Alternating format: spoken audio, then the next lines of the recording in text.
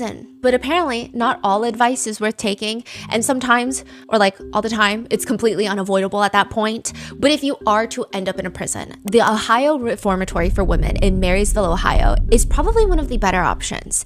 One reporter who's been inside, she says it's more like a college campus. And instead of housing students, there's dorm rooms with women that are classified by their charges. You've got units, they call them cottages. They don't even call it units. Cottages for the 4 lifers. They're in there for life. You've got cottages for the people that are coming in and out. They've got a lot of programs in the reformatory that I have honestly not seen being offered at other prisons or even at like your local community college. Communication and conflict resolution are only part of this 10-month transformative program. Horizon graduates leave the reformatory with not only housing, but often employment as well. You can get your GED, yes, but you can also take lessons on how to properly raise your child. You can help train service dogs.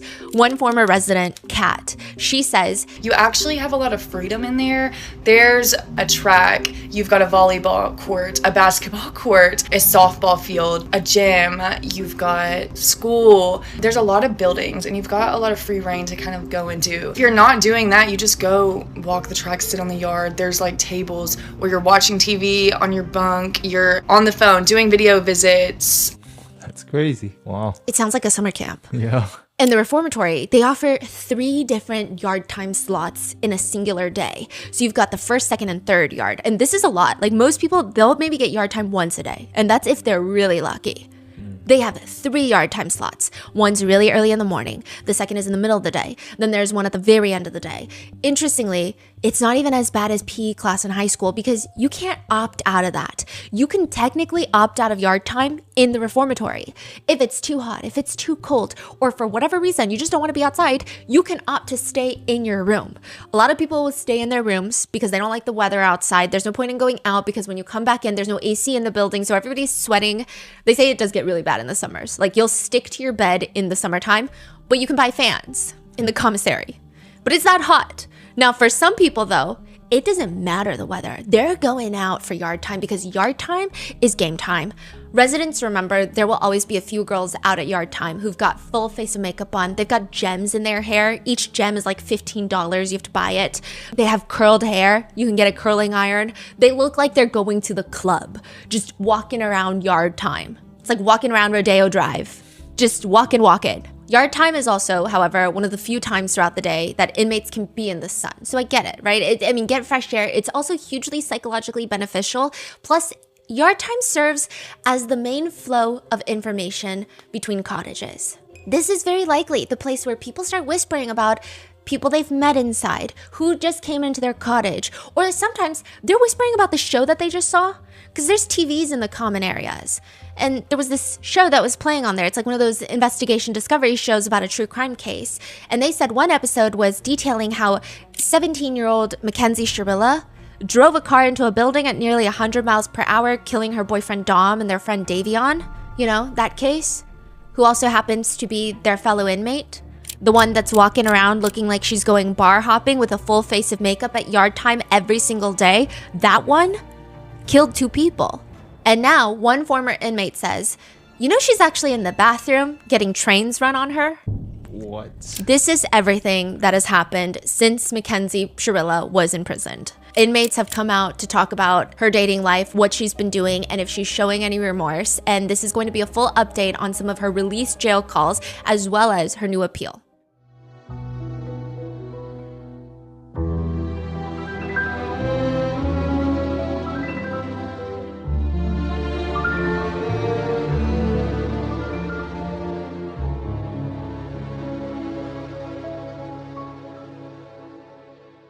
We would like to thank today's sponsors who have made it possible for Rotten Mango to support Change the Game for Dom Foundation and Davion Flanagan's Memorial Scholarship Fund. Both GoFundMes are run by the families of the victims, and we're going to include those plus all the information regarding Dom and Davion's law, which aims to update Ohio's Son of Sam laws in order to prevent violent offenders from profiting off their crimes.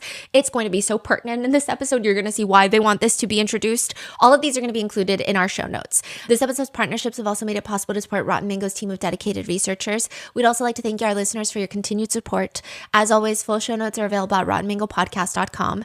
Today's episode involves mentions of illicit drug usage, reckless driving, driving while intoxicated, self-exit, and possible domestic violence and trafficking, as well as heavy discussions of being in prison, as well as things that could occur in various prisons throughout the country. We did pull the FOIA for this case, and we went through tens of thousands of pages of text messages, detective incident reports, autopsy reports. We also received like 90 jail phone calls it was like 20 hours collectively. There's just a lot going on. So we're going to try to break it down. This is actually part 4 of the 5-part series. So in part 1, we went over the crash itself and generally what people believe happened that night. In part 2, we break down the Netflix documentary, as well as we interviewed Rosie and Bubba and asked them a lot of questions that social media had.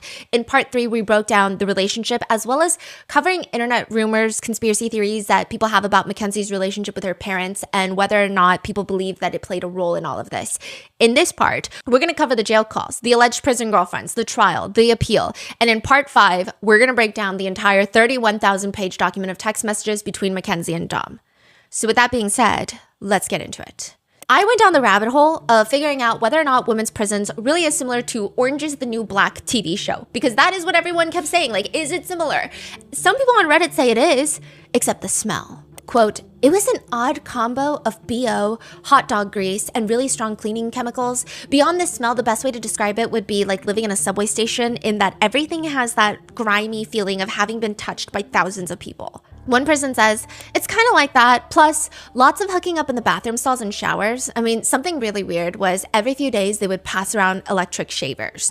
There was one for each bunk, and there would be a line of girls trying to use these old shavers to dry shave their legs and pubes in the bathroom. Some of them would flip them and use the non-cutting side as a pleasure object on other people. It was so fucking gross, I never even considered shaving. Another person on the internet says, the food is the worst part, yeah. One inmate says that they were cleaning the meat grinder in the kitchen because that was their job, and quote, as they opened it, they found about 1 million maggots inside. Ugh. Basically, it hadn't been cleaned a lot longer than people thought, and the whole prison had been eating maggot meat, so...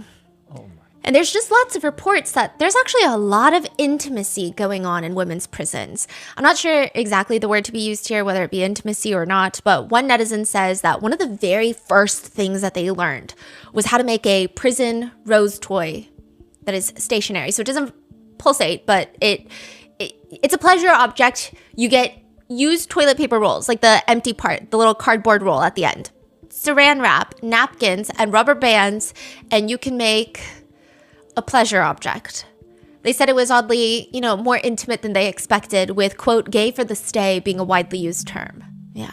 Huh. Others note, they say that it's not as dangerous per se as men's units, where the prison hierarchy is gang and race-based, whereas the women units are, well, one netizen writes, ton of drama and sex. The drama in the men's unit is usually at a 0 or a 10. Nothing ever in the middle. The women's unit is a constant 6. Always. They say, quote, the bitch just walked around like they were in a high school dorm. Women's prison is like a popularity thing. So it's really like being in high school. And Mackenzie was kind of popular in prison because she had to be there for a long time. She is popular? Yeah. Kat says, so like people who are serving life sentences have like an unspoken level of respect. Like people are just coming in and getting out. We're like renting an Airbnb and they're the homeowners, like landlord, you know what I mean? So, but even then, Kat says at Ohio Reformatory, at least when she was there were still people who stood out. Like they just did so much. And Mackenzie was that. Mackenzie had this one best friend in prison, and Kat says the two of them would walk around the yard full glam. Okay, so I'm what I would consider like a girly girl. Like I love makeup, I love, all that stuff. When I was in prison, I think I did my makeup like twice, and that was for my release photo ID, and then we had some like sunflower festival come into the prison, and there was like music and stuff, so it was like, so I was like, okay, we'll do it for then. But every single day, no, that's the last thing on my mind. So they have regular makeup in there, or? Yeah. Oh, okay. Another former resident, Cheyenne, says, I would see girls do makeup, just not to the extent that Kenzie took it. Like they maybe do a little eyeshadow, maybe a little lip liner, or something like that. But Mackenzie was like full face done going to the club, like makeup, walking around. That's how she hit the yard. She's not coming out without her hair done. Like she woke up at 6 in the morning to start getting her hair ready, makeup ready, and stuff like that. I remember she told me because she always wanted me to meet her on First Yard, and it was at like 7, 8 in the morning. And she's like, yeah, I'll be up by 6 doing all this. Cheyenne has since come out on TikTok to talk about all of this, and she even posted a picture stating, I'm gonna show you guys what she looks like most of the time. So this is what I mean by that. And she inserts a picture of Mackenzie in prison. Like, what kind of photo? Like, A mugshot? selfie. A selfie of Mackenzie Shirilla in prison. By herself? Yes. Now, people are like, oh my God, did she stick a phone up her butt? Like, did she pay a CO, like a correctional officer, to get this phone? They have these tablets that they do video calls on, and you can actually send pictures to your loved ones. So you can take pictures, like, yeah. Oh my God, that's crazy. Yeah. And so Cheyenne is like, I'm going to show you what she looks like. And the picture for my audio listeners is a picture of Mackenzie, one that has been widely circulating now, and she's just posing with the camera. And I will say that she has more makeup on than I think I have on right now. So it's definitely, and that's not to be like, oh, I don't even wear makeup. No, I wear a lot of makeup. Like, she's wearing a lot of makeup. It's definitely not just, let me throw on some eyebrows and curl my lashes and call it a day. This is the type of makeup that I would do if I'm going to like a birthday dinner. This is not just, I gotta go to the grocery store and run some errands. Yeah. She walked around like she knew she was seeing, like she knew she was getting attention, like she was that girl. She would wear makeup, like full beat, full face, full everything, every single day. In prison, or at least this prison, you can also buy exclusive clothing. And apparently a Nike hoodie could go for like $300-400 because it's prison.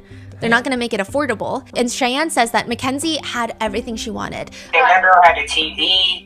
That girl had, like I said, the gems. She had exclusive pink shirt, painted on shoes that she got done. Did had like 4 or 5 pairs of shoes. Altered clothes, flat iron, curling iron, all of that. Cheyenne says you pay $15 each for one of those gems in her hair. And in the picture that Cheyenne, it's literally like when you're 5 years old and you throw a giant bedazzled gem.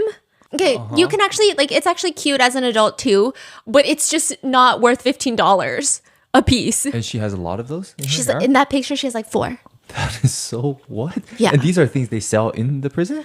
I think some of them you have to get from other cottages. Like, for example, the waist trainer. Cheyenne is like, I don't know how she got the waist trainer, but Cheyenne speculates that it's from the pregnancy cottage. So they have a cottage for all the pregnant women, and they might give you waist trainers, or you can maybe purchase them. And so she's thinking because it's from the pregnancy cottage, it's probably going to cost Mackenzie like $150 for a very basic waist trainer. Yeah. And so basically the parents are funding her spendings, right? Yes. Wow. She's wearing all of that. And according to Cheyenne, Mackenzie is doing line dancing every night. She's going to go learn dancing every night. And she's just in one of the best cottages of the facility. So I asked her what cottage she lived in. She was like, Wheeler. That's crazy. Like, Wheeler has like flat screens, actual couches, rooms that you can close your door because it was like an open prison, so you just had bunks everywhere, like little cubicles of bunks, open, like anybody could walk in there. But Wheeler wasn't like that. Other cottages, it's just like bunks out in the open. Yeah. Wheeler, it's like a dorm. You can close the door to your room. Yeah. But how does she end up there? Is it just by luck, by chance? Usually it's for lifers. Okay. Yeah. Kat says the widely circulating comparison online about Mackenzie is pretty accurate. I do say that she wanted to be like Regina George. I mean, just the way that she did her makeup, the way that it was like she was going out to a club or something, she thought she was going to be famous or photographed. She would wear her clothes altered so they would be form-fitting, and she would make fun of people who had less than she did because she was well taken care of inside prison. Her mom was super, like, kind of made it like a cupcake camp for her in there, like very cushiony. She had everything like that we could have and more in prison. Yeah, they said that Mackenzie would go behind people who are bigger in size than her and like mock them about their size by doing hand gestures like this behind them in the yard. But one of the more enlightening things to come out of all of this is stories of Mackenzie in prison that she has, quote, gone gay for the stay and has been having trains run on her in the bathroom. That's the exact verbiage that people have been using. I'm actually not even entirely sure what that means. I mean, I am to some degree familiar with what it means to have a train run on somebody, but I'm not sure in this context, in the prison context. Cheyenne says there's just so much dating drama inside of Ohio Reformatory. Girls always have a new girlfriend in there, like every other day. Like, somebody was somebody's ex every day. This girl was talking to this girl every day. It's just how it goes down in there because it's boring. You don't have anything to do in there, so you just fill your time with anything, honestly. Which is kind of how Cheyenne starts dating Mackenzie. Okay, or at least that's what Cheyenne says. Now, to fully understand this, let me break it down. According to internet rumors and former inmates who have come out to talk about knowing Mackenzie in prison, which, side note, many of them actually have been coming out before the Netflix documentary to share their story. So it doesn't seem like these people are just coming out now because the case has gone viral again and wanting to get TikTok famous. They've been talking about it for a while. Mackenzie. Yeah. Okay. So to break it down, according to Cheyenne, Mackenzie has this best friend in prison named Jasmine. These are the two that walk the yard, gems in their hair, full makeup. Her and Jasmine, okay? Jasmine did a lot for Mackenzie, apparently. Mackenzie was allegedly making hooch alcohol in prison, and a CO came in, found it. Jasmine took the fall because Mackenzie had an appeal coming up, so Jasmine wanted to take the fall for it. Anyway, Mackenzie is besties with Jasmine. Jasmine is dating another inmate by the name of Juice, who has also come out and has started making videos about this. So Jasmine and Juice are dating, and Juice is really close friends with Cheyenne. And near the end of Cheyenne's stay, Juice comes up to her and is like, hey, Mackenzie thought you were cute since you first popped out. She already has like a little nickname for you. She calls you Fro. So Cheyenne was like, when I was in prison, I had this huge fro because, there's not like, you can't really get your hair done, right? And Cheyenne's like, I'm like, all right, bet. And she was like, well, Mackenzie said she wanted you to meet her on the next yard. So Juice is like, Cheyenne, Mackenzie thinks you're cute, wants to meet you at the yard. She's got a nickname for you. She calls you Fro. Cheyenne says she never really felt inclined to talk to Mackenzie ever because she just gives off full Regina George vibes, just mean girl radiating off of her. But now she's intrigued. She's also, she admits, bored out of her freaking mind, just like losing her mind, going bonkers in there. Okay, so this is like the most exciting thing that could happen. I go outside to hit the yard. I see her and Jasmine immediately walking because they're always out there. You can always spot them. And I walked to her like, hey, what's up? And she's like, what's up? Like, and I kid you not, the first thing she says to me is, you're top 3 on my hottest people on the farm list. I guess she calls it the farm. Apparently they hit it off, okay? Cheyenne is asking Mackenzie if they want to grab dinner, which sounds like, clearly it's rough in there. Like, Cheyenne and Kat have come out to say, like, it does get rough in there. Like, they're making it sound like a walk in the park, but it's really depressing. It's really rough. Like, you lose sense of agency. I get it. But also, like, it's not as rough as one might imagine. Like, I watched Prison Break, and, like, do you want to grab dinner doesn't really resonate with Prison Break. You get what I'm saying? Do I think prisons need to be tougher? No, I'm actually for prison reform. Anyway, Mackenzie is looking at Cheyenne like she's crazy. The yard's about to close, so I'm like, you guys are gonna go to dinner? And like, Mackenzie just looks at me crazy. Like, I just asked her like something she's never heard or in a foreign language. And she's like, no, I don't eat the prison food. I will never eat the prison food. And I was like, oh, okay. And she's like, yeah, I cook every single day. Like, every single day I cook. Mackenzie cooks? Yeah. Cheyenne says, cook? Yeah, exactly. Cheyenne's like thinking about it and she's going through it and she's like, that's actually a lot of money. Okay. So Cheyenne's breaking it down and she says, quote, everything's cheap in prison, but you have to buy every single thing to make a meal. Like, say if you want to buy a pizza, you got to buy wraps to make the crust. You got to make pepperonis. You got to buy pizza sauce. You got to buy cheese. You got to buy a shredder for the cheese. So like, cooking every single day with your commissary, like, would be a lot because you only get a certain amount of commissary in there for like a certain time period. So cooking every day, you'd probably run out within like 3-4 days.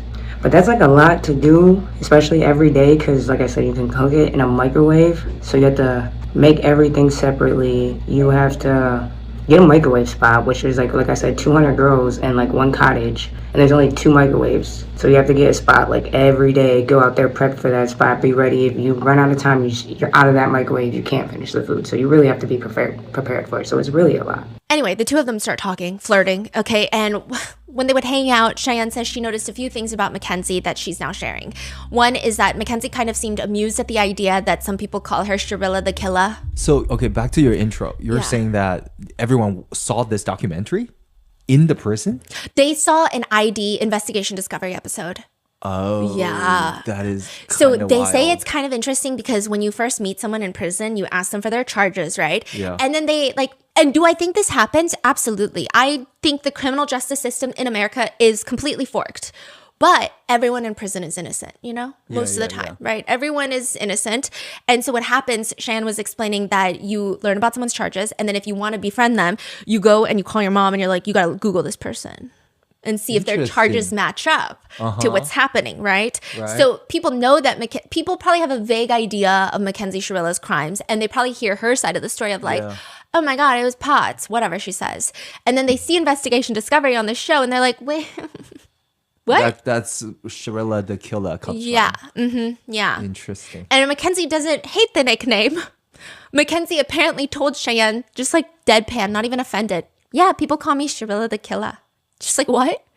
And it seems like Mackenzie really, really believes she's going home sooner rather than later because Cheyenne says, She told me how she was working on an appeal. She's going home. Like, she's going to be home. How me and her were going to talk when we got home. We're going to continue this outside when she came, when she got home. So she's getting life without parole with Cheyenne or Mackenzie? Mackenzie. 15 years. She's eligible for parole in 15 years. But okay. most likely, it's going to be highly, highly unlikely that she's going to get parole in 15 years. Okay, based on like typically if you're in 15 to life, it's really hard to get parole, especially for killing people. And then it seems from what I know and from what I've heard that Dom and Davion's family members are going to be there at every single parole hearing and they will take that into account. Also on top of that, she has like 36 misconduct records in prison right now. And that also gets factored into parole. 36. Yeah. What, like, are you going to talk about? Yeah, but most of it is like not being in her room, like being in the wrong rooms, wrong areas, right? Because Cheyenne kind of insinuates that's what happens when you're dating people. And then also just having contraband. And most of the contraband is like altered clothing, shoes that she's not supposed to have. Yeah. Fascinating. Wow. Yeah. 36 is pretty wild. That's a lot. Like she's That's been a lot, there for how many years? That's like one a month. Yeah. Cheyenne says in a TikTok. And then she was showing me her scars, and she wanted me to, like, touch them. And I kid y'all not, no bullcrap. When I touched them, a chill literally ran through my body. Like, my hair stood up, back of my neck, arms, everything. It just, I don't know, something felt weird and off. So I kind of, like, pulled my hand back a little bit, and she's like, what? What's wrong? You don't think I'm pretty with all my scars? Is it nasty to you? Do I look disgusting? I'm like, no, it's just kind of, like, chilling and shocking seeing all this. Then Mackenzie looked me dead in my eyes, y'all. Dead in my eyes.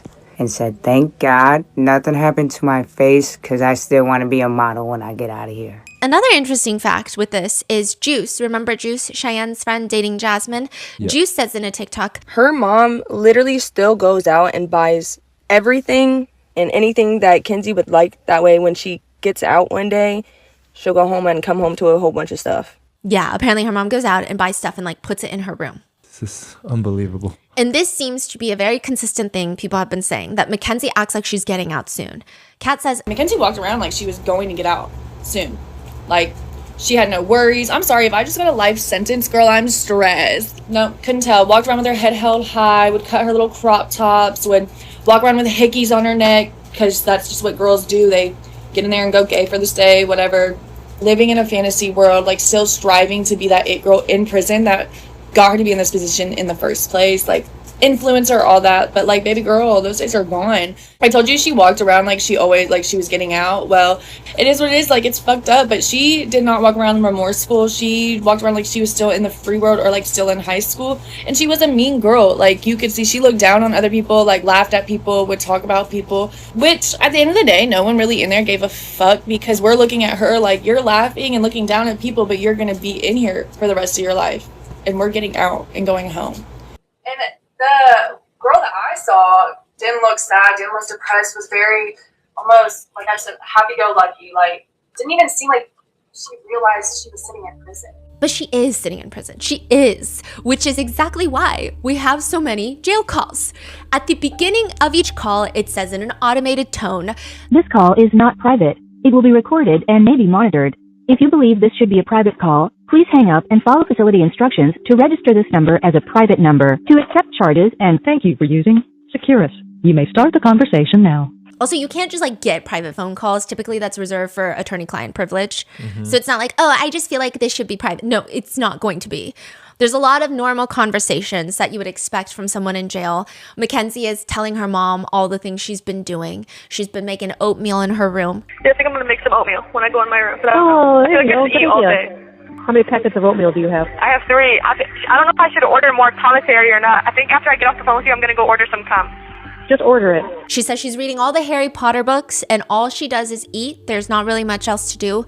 Her literary review of the first book in the Harry Potter series is, quote, good as fuck. I don't know. I'm not even going to sleep for now, and I'm almost done with this book. It's getting good as fuck. I want to keep reading it so bad, but like, I have to wait. She says, and it's crazy because I remember being in elementary school and being like, damn, these Harry Potter books big as fuck. Like, who the fuck reads them? Now I'm reading them.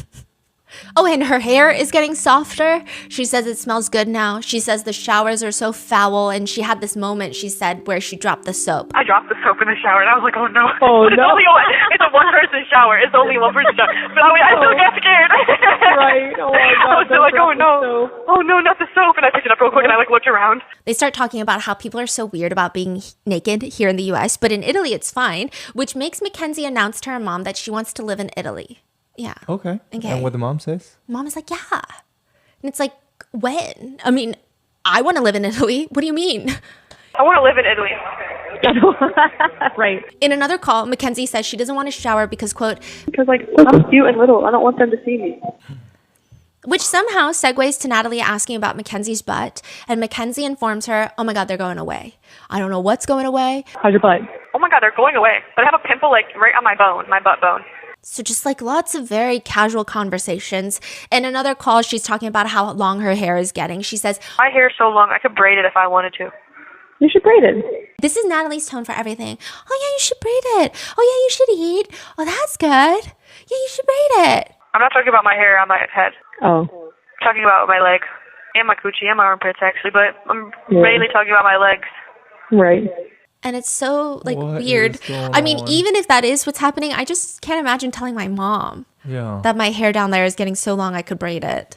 It's an odd conversation. In another call, she mentions how she's scared to shower because Yeah, this is really orange is the new black. I'm like the prettiest person here. Like, I feel bad even saying that, but like, there is a lot of moments, however, in these calls where it just feels like Mackenzie and Natalie, and a lot of these conversations, most of them are with Natalie, it feels like they're out of touch with reality and what they can't grasp what the reality of their situation is. There's one moment where Mackenzie and her mom are talking about a friend of Mackenzie's, and Mackenzie says, oh my God, why would she go to jail again? What is wrong with her? She's bad as fuck, like badass little kid. she needs me. She needs me as a friend. I'll keep her out of jail. Yep. What is happening? This is a What the- recorded phone call from jail. How can you keep her out of jail? You're on trial for murder. She says she wants to start a business when she gets out and says, I just hope like my life isn't taken from me. she also talks about how someone in jail is allergic to lash glue just like her, and she found this hack of using wig glue, and Mackenzie is like, when I get out and I go home and I do my own lashes, I'm going to use wig glue.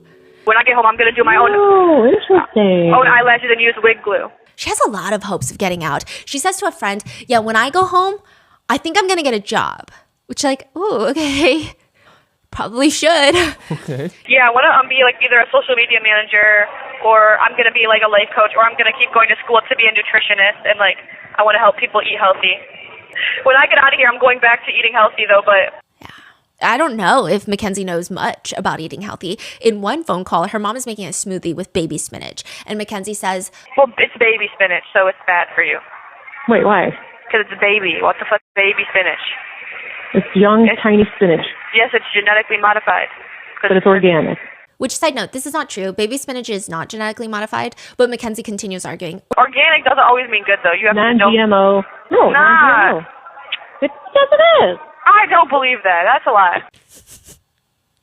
In another phone call with her mom, she says, when I go home, this is my plan. So first, obviously, like I'm staying with you guys as long as possible. But while I stay with you guys, I'm gonna start saving that money. And I'm gonna try to like move like out of Strongsville. Like I want to move like somewhere with a lot of land.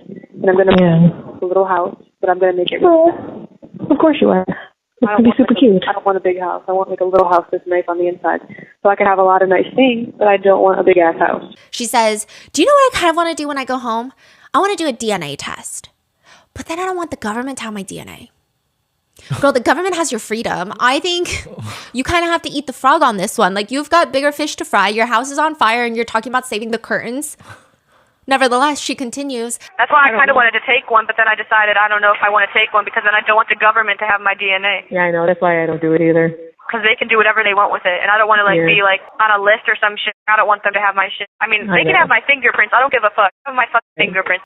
You are on a list. You're on a pretty detailed list of incarcerated individuals. The government seems very familiar with Mackenzie, even if we're just judging by the FOIA file. The government gave me extensive information about you. I think they know who you are. I think they know what you're doing. I think they know where you are, what you eat, what you read. They know to some degree what you're even talking about on the phone.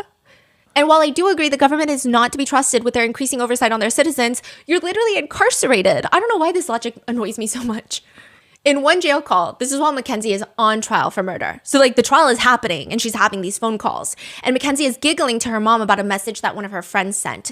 So Mackenzie's trial was not live streamed. It was a bench trial. It lasted about approximately 8 days. And there were parts of it that were recorded, but it was not like fully live streamed from start to finish. And she's reading the message and she says, I just said, also, bro, your ass is gotten so big, LMAO. Like, I watched the live stream, and when you walked in, I was like, damn, Jay said the same thing.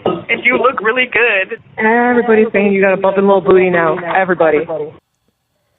Oh my god. I do work out, and like my butt got fat as fuck. Like I don't even know how to. Like I can't even tell you. Like everyone always tell me my butt fat as fuck, and like my butt was cute and little before, but now it's fat and cute. In another conversation, Natalie mentions there's going to be a podcast about this case tonight on somebody's, thing. Kenzie, it's insane. What do you mean? It's going to be on what? Somebody's going to be talking about it on their podcast. Everybody's just looking for their 5 minutes of fame. How many likes can they get? I think that's why this is so popular, because it's like it's a mystery. But it's not. It is. It's, you know what I mean? Natalie keeps encouraging Mackenzie, write your book. Start writing your book. You start writing your book, okay? Write your book. Start writing your book. You hear what I'm saying? In that same exact conversation, Mackenzie asks her mom, how do you spell eventually? And her mom stops halfway. She's like, E-V-E. And then she's like, hold on, I got to type it out. Maybe neither of them should ever write books. Maybe they should read a book first. But it appears, if not books, maybe modeling. Mackenzie says, I have this feeling that something's going to happen with all these people reaching out. So she's getting a lot of weird guys reaching out and producers reaching out. Producers probably trying to get her for a documentary. And then guys probably lying, saying they're producers just to get in contact with her. But there are a lot of people who reach out to inmates that they deem pretty. Creepy guys.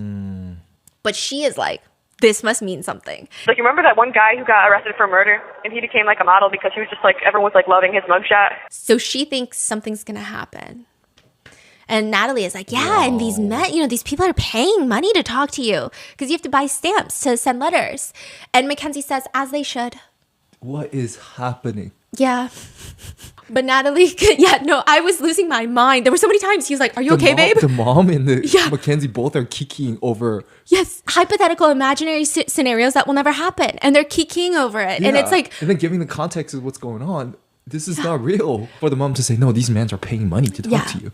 What? Yeah. Natalie keeps encouraging Mackenzie to write her book because, quote... Start writing your book. Nobody can twist or use things, your feelings that you say in a weird way to fit their growth narrative kind of thing. In another call, Mackenzie is ranting. Yes, that shit is just irritating as fuck. Like, they're acting like I killed 85 people. Like, I didn't kill nobody. And while all this is happening, Natalie encourages her, save the world. While you're there, go to school, right? Do what you got to do. Maybe you should go into freaking law school and fix the system. Because what the fuck is this? I don't want to do math and stuff like that, though. I don't think that's involved with... I would, but I don't know if I want to take the time to do it because it's a lot of work. But you have time, right? And you are an amazing arguer. You know what I mean? Because you're based on facts, and you tell people what it is, and you don't stop. People need that. Think of how you defend people that have been wronged, Kenzie. They need you. But one particular jail call that has been going viral is of Natalie telling Mackenzie, Kenzie, it's on the Today Show. What? Girl, I'm telling you, they're about to get ready for the biggest plot twist of the century, right? What? What did they say about me? No, it's not on the TV. It's just online, and they're just reposting the story, but that's okay. That's okay, right? That's all right. Plot twist it, right? Write your book. Start writing your book. You hear what I'm saying? What plot twist? That she is not guilty or whatever, right? Oh. Yeah. So wait, it's all over the world now that Today Show is national news? Okay, I got to tell you one more thing. What? It was published in England. Okay. What? Yes. It's world news? I think the Daily Mail just publishes it in all their publications, but yeah, the UK. Wait, the mom is so excited right now? Yeah. So excited? Yeah. Mackenzie's case is international news. Yeah. And she's so excited. They're giggling. They're like, wow. Yeah. But we are famous. Yeah. It's on the Daily Mail? In UK. Maybe Kim Kardashian will reach out herself. That's what I'm saying. I'm hoping. We're getting there. I was going to do this anyway, so this is great. And they could just reach out to us. Mm-hmm. Mackenzie then relays this information to a friend. Okay, she's relaying the good news. My mom was like, well, maybe Kim Kardashian's seen. And I was like, I hope. Yeah, maybe Kim will now that it's like all over. I was like, I mean, that's the only thing that might be good about the whole media thing. Maybe Kim will see it. So this is an undated jail call, but I have an inkling it feels like it could be around the Netflix time. Because they do talk about this being in the news during the trial and very early on in this case. And Mackenzie was very stressed. She didn't like it being on the news. And then with Natalie even saying like, this is what I was going to do anyway, and maybe Kim Kardashian will reach out. It seems like with Netflix, their whole intention was like, we're going to get some sort of appeal. We're going to get people riled up for injustice. Like, I think that's how they saw it themselves. I don't know for sure, but that's the feeling that I get. And so maybe they think the news, the attention is great because now people will finally see the injustice and, oh my gosh, the crime of putting her in jail, prison. Yeah. And so the friend says, I mean, that's the only thing that might be good about the whole media thing. Maybe Kim will see it. So it doesn't sound like it was around the same time frame as the trial when they are talking about these media calls and they don't like it. So but I don't know. It's undated, right? But Mackenzie, so yes. Why are they so excited that Kim's going to see it? Because Kim likes to fight for people who were wrongly convicted. Like she'll fight for people who are on death row that You're saying that Kim's going to repost this and say free Mackenzie. Yeah, and it'll start a little movement and there will be like a change.org and then maybe she will get out, right? I don't know. You have to figure out because I'm real nervous and I want Kim Kardashian to be my lawyer. I wish I was Kim Kardashian passed the baby bar. Which I don't think is true at all. I don't think she passed the baby bar yet. She has been trying to pass the baby bar. The baby bar is notoriously hard to pass, right? But she's a lawyer. Also, I don't. She didn't pass. I don't think she did. Yeah, okay. I know she's failed a few times, which is not like shading or shaming someone because the baby bar is that hard. Yeah. Right. But she also has like a completely other career that she's very busy with. So I don't know. Right. But I don't think she's a lawyer yet. Yeah. She's a lawyer. Yeah, she gets innocent people out of jail. And I do want to clarify, I do think that Kim Kardashian advocating for people who are on death row that are innocent of their crimes is probably one of the best things that she's ever done. So this is not me saying like, oh, she's not a lawyer yet. Like it's actually very difficult to pass the baby bar. But I'm just saying factually, I don't think it's correct. Anyway, the friend is like, she does all the time. Kim works hard. She is. Miss Kimberly, we're going to have her get you out. And I will tell her I buy all her Skims and I only wear Skims. having the right tools makes all the difference when you're starting your own business. Don't know where to start? Start with Shopify. Shopify's design and launch tools allow anyone to open a storefront that reflects their business while also remaining user-friendly. You can build a stunning website fast with Shopify's templates and AI tools, no coding required.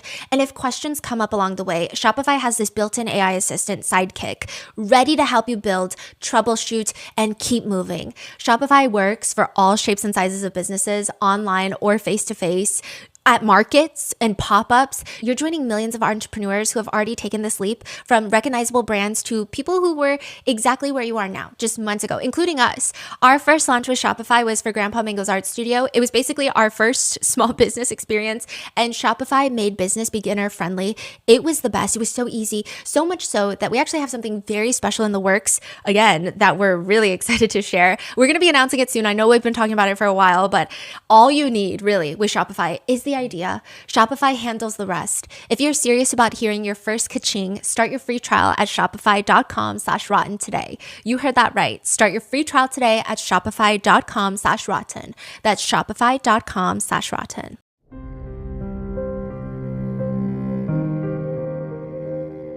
You have to throw a dinner party.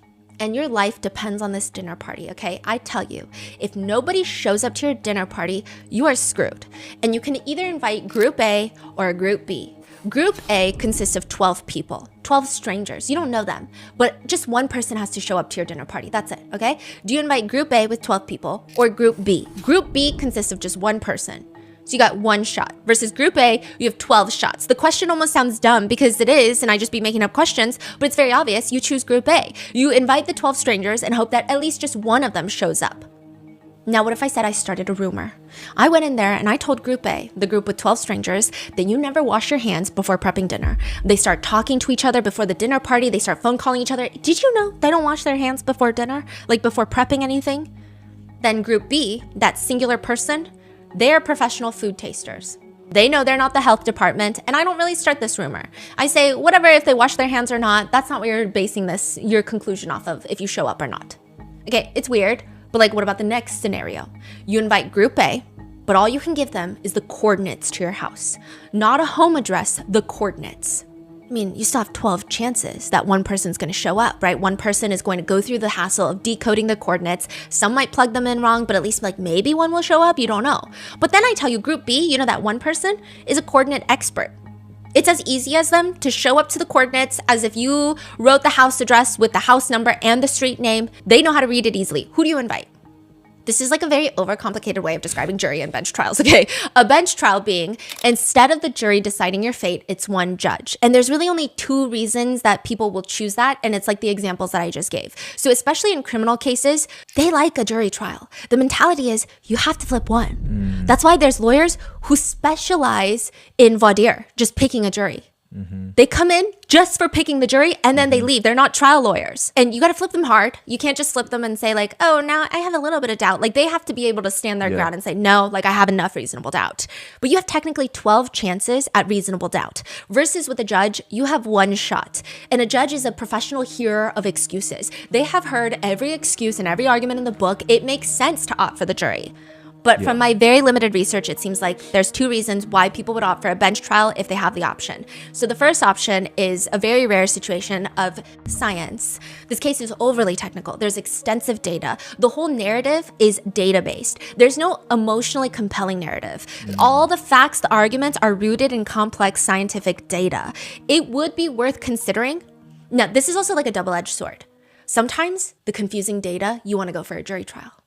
Confuse them. Yeah, confuse them and make them believe it's reasonable doubt, but it's not. It's just they don't understand the data because we're all lay people. We're not specializing in this. Yeah. Right? But if your innocence is in the data, maybe you do opt for a judge because they're technically above average in the smarty pants department. They may be able to decipher the truth in the science a bit better than 12 jurors who don't have much experience in it.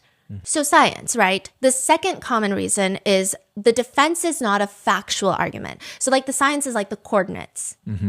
But the second one is more like the washing the hands argument. The defense is not a factual argument or an emotional argument or a compelling narrative argument. The argument the defense is making is legal. So for example, a man is charged with possession of a firearm by a felon. Everyone agrees he has a criminal history. That's fact. He has this object in his backpack that looks like a gun. And it is a gun. But the gun's firing mechanism was permanently removed years ago. And the statute in this jurisdiction defines firearm as something capable of expelling a projectile. So the defense is, sure he had it, sure he's a felon, sure, but it's not a firearm. By the letter of the law, it's not a firearm.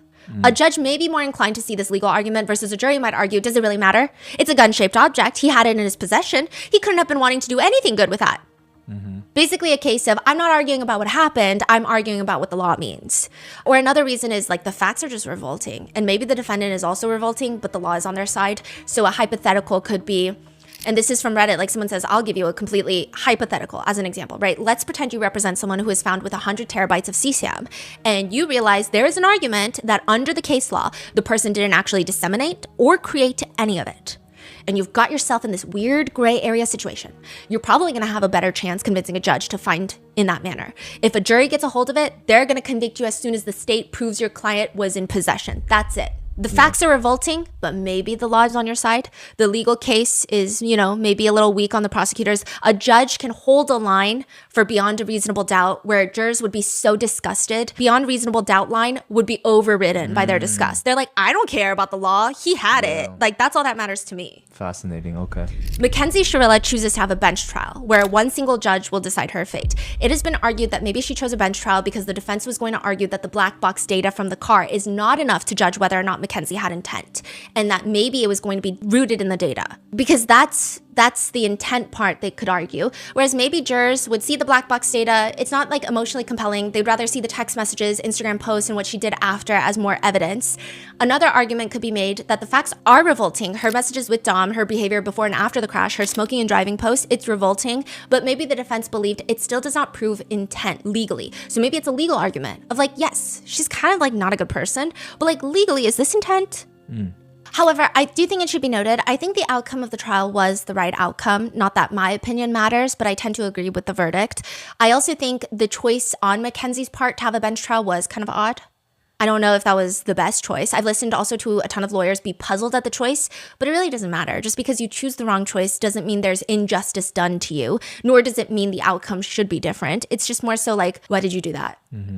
It's very interesting when you consider the fact that the defense did not bring in a medical expert to testify about POTS and the potential that Mackenzie suffered a POTS-related episode. They only brought in her mom to testify to the judge, which a defendant's mother's assertions are probably held very low on the scale of credibility, but it's interesting that they didn't bring in a medical expert. It makes you wonder whether A, it was such a bad defense. B, there's no medical expert that would be willing to testify in the way that the defense would consider helpful, and they would get eviscerated in the cross-examination by the prosecutors. Or C, the defense knew the judge would see through some medical expert bullshit testimony that it's gonna be dumb. The judge is gonna get peeved and it's not going to make any sense and it's just gonna cost a ton of money, or maybe all of the above.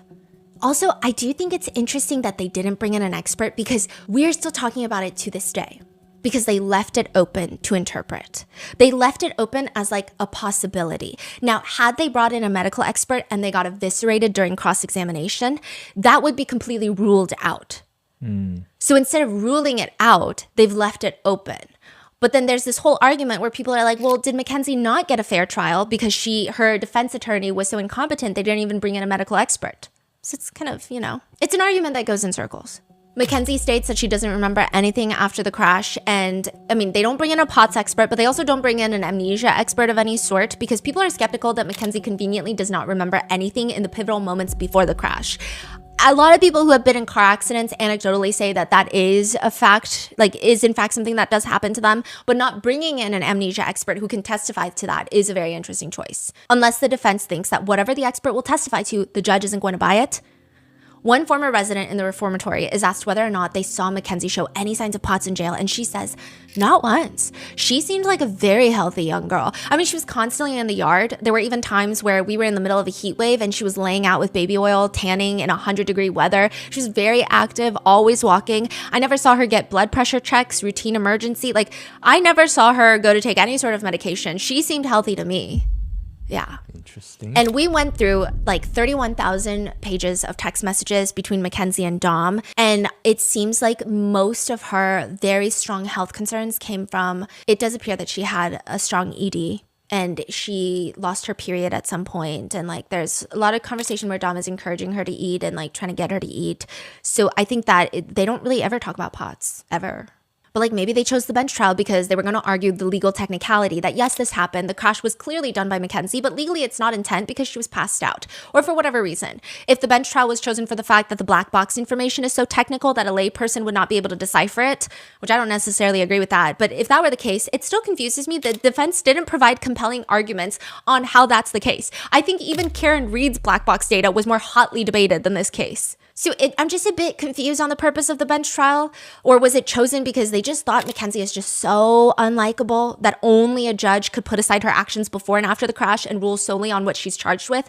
I have no clue. One Redditor theorizes, if the prosecution is able to even get a few of those social media posts of hers admitted, then as a lawyer, I would push for a bench trial. She came across horribly, and whether instructed to do so or not, I could absolutely see jurors seeing her relentless self-adulation, performative indifference, rules don't apply to me, I get what I want attitude, and say to themselves, yeah, that seems like the type of girl who would and could do what she did, or what the prosecutors say she did.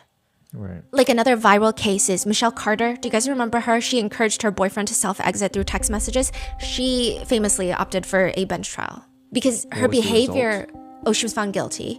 She's found guilty of involuntary manslaughter. But her behavior was so deplorable. Those text messages are going to be admitted. She's not a likable person by a long shot. And the defense argued all these legal technicalities of okay, yeah, she did do those things, but technically it's not manslaughter. They argued she wasn't even there. They argued there was no bodily harm inflicted by her. Also, whatever happened to free speech? They're arguing all these legal stuff, but it's you're a gross person. So they thought the jury would never see past you're a gross person. But I guess the judge didn't either. And also in that case, I agree with the verdict. I actually think it should have been stronger, but she was found guilty of involuntary manslaughter. Obviously, these are not even remotely similar cases, but it just does make you wonder that maybe, jurors would have found both of these girls not very redeemable And sure, in hindsight, it might be easy to say, oh, well, maybe Mackenzie was dumb for choosing a bench trial, but who knows? All I know is Mackenzie does seem to piss off a lot of people. Even during the trial, it's very clear Mackenzie and her family know that all her jail calls are being monitored. And typically, this is the most sensitive time, is during the trial. In preparation for the trial and during the trial, the prosecutors are listening to every little thing that's going on. But Mackenzie still voices her frustration against the prosecution to her mom. She says on a recorded jail line, and that girl prosecutor would be so pretty if she wasn't such a bitch. She is a bitch. I hate her. And the man, the boy prosecutor, I'm like, man, do you have another suit or what? Because you wear the same suit every fucking day, you dirty as fuck. I know that suit stank with that roll in your neck, like his bald dumbass. I hate him. He's ugly as fuck. That girl prosecutor would be so pretty if she just wasn't such a bitch. Like, she's a, like, I hate her. The boy prosecutor, I'm like, man, do you have another suit or what? You wear that same suit every fucking day. Like, you dirty as fuck. Like, like, why are you doing this right now? For someone who is on trial for murder, Mackenzie is quite opinionated about how people look. She also rants about the detective that testified. I was trying to look at him like, what is he? He's not white. He's so ugly. It almost seems like Natalie is trying to soften the statement.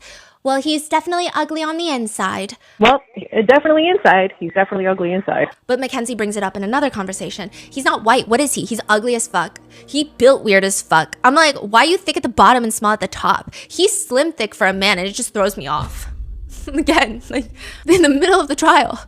Keep in mind, Natalie and Steve this entire time have been screaming from the hilltops that Mackenzie is not a bully, that she just has a fierce personality. But then there's moments on these jail calls where Mackenzie will be talking to her mom and she gets distracted by a new inmate that's coming in and she says, oh my God, another girl just got moved in our pod. She looks slow as fuck. Natalie's like, well, she may just be distraught because they're new. They just got into prison. No, and then she says the R word. God, another girl just got moved on our pod. She looks slow as. Well, she may be distraught. No, she looks. She's meaner than a wet cat. I always find it interesting when people who have zero sympathy for others expect full sympathy for themselves from every single person around them. She's talking about how she doesn't want to go to court, aka to her own murder trial.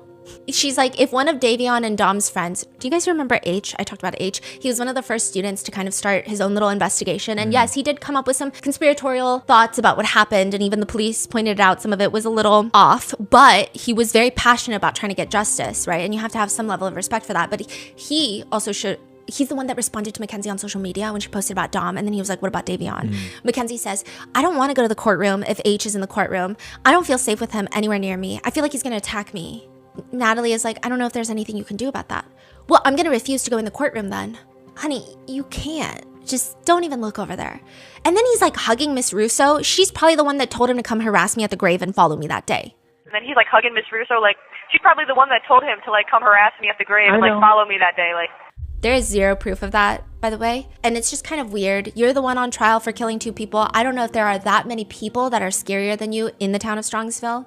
And I do get that there is some nuance to who is in the room during a murder trial. The defendant usually wants to have family and friends to show up to show the jury, or the judge in this case, that they have support, that not everybody has turned on them, so it must mean that there is a shot at redemption, right? Mackenzie asks Natalie if Rosie and Bubba can come to the courtroom, which Natalie responds. Kenzie, I'm not talking about anything on the phone. I already told you. If they can or can't. Why? try to get as many people to come to my court as possible. So the people that can. Some people have to work, and if they can't get out of work, then they can't come. Mackenzie is upset that Rosie has not shown up to court a single time to support her, and her mom Natalie has to explain to her over the course of one too many jail calls that, quote, Rosie cannot show up to court because she's on the defense witness list. And if the defense were to ever call her, they cannot, because she's been there for other parts of the trial, and if there is a sequestration order in place, which there most likely is, judging based off the jail calls, right, then Rosie can't come to court. Which, side note, remember Rosie was like, I was willing to testify, but I was never called? I think that applied both ways. I'm assuming the prosecution never called her because she's on the defense witness list, and most likely it would not help the prosecutor's case. Like, she would just be such a risky witness that would provide probably no value to the prosecutors. But it is interesting that it was phrased as more so like, oh, if the prosecutors called me, I would have come, right? But there is a little bit more to the story. Anyway, the whole thing just does not feel right to Mackenzie. She's not having it. Good old Mackenzie, sharp as a marble. She still doesn't like that Rosie hasn't shown up to court. And on top of that, there's this developing issue where Rosie is friends with people who don't like Mackenzie. And this is like really bothering Mackenzie. I deduced this from the fact that Mackenzie brings it up across multiple different jail calls with her mom when they could be talking about literally anything else. One call starts off normally. with Mackenzie talking about how she couldn't sleep well the night before because, quote, somebody's fucking arguing loud as fuck at 4 a.m. and I couldn't go back to sleep, but then I got anxiety because, oh, I forgot to tell you. So Rosie's hanging out with like, Natalie interrupts her. No, I know. No, that's all fixed. I told her not to say anything because it's not confirmed and it's 100% not true. She unfriended them and everything. I don't believe that. I do. Because how are you going to post that shit about me? So, like, Rosie's hanging out with, like... No, I know. Like, no, that's all fixed. I told her not to say anything because it's not confirmed, and it's 100% not true. She unfriended them and everything. I don't believe that. I do. Because how are you going to post that shit about, like, me? So she's saying that Rosie is hanging out with this girl named Sammy, and Sammy has been posting negatively about Mackenzie online, and Mackenzie is upset that Rosie is hanging out with someone like Sammy. How's she knowing all of this? Because another friend will call her Oh. and tattle. The other friend that I believe is the other one in the documentary. Like, don't she you is have... too involved Yeah. over what? And I also think it's weird that Natalie's so involved. Natalie is like, how do you know she's with Sammy every day? Because every time I would call Rosie when I would be, you know, at free phone call day, she would be with Sammy. And if Sammy's going to post that weird ass shit about me and Rosie's cool with her, I'm not going to be cool with her. So Natalie is like, I'm going to reach out to Faith and Faith is going to look into it. Now, Faith is the other one in the Netflix documentary and like has That been... supports Mackenzie. Yeah. And so Natalie is like, Faith's checking into what that was. I don't think they're together anymore. Like, I don't think they're hanging out anymore. Well, Faith told me that they hang out every single day and I believe Faith because I want to be told stuff like that. She doesn't know that though. I don't know if she knows that or not. She talked to Rosie last night, so let's just wait to see what she says. But that's weird as fuck. What the fuck? Right. How come I don't have this issue with any of the other people who just like support me? So, like, that's just weird as fuck. Like, what the fuck? Like, Yeah. like, how come I don't have this issue with any of my other people who just, like, support me? I don't know if it's an issue though, sweetie.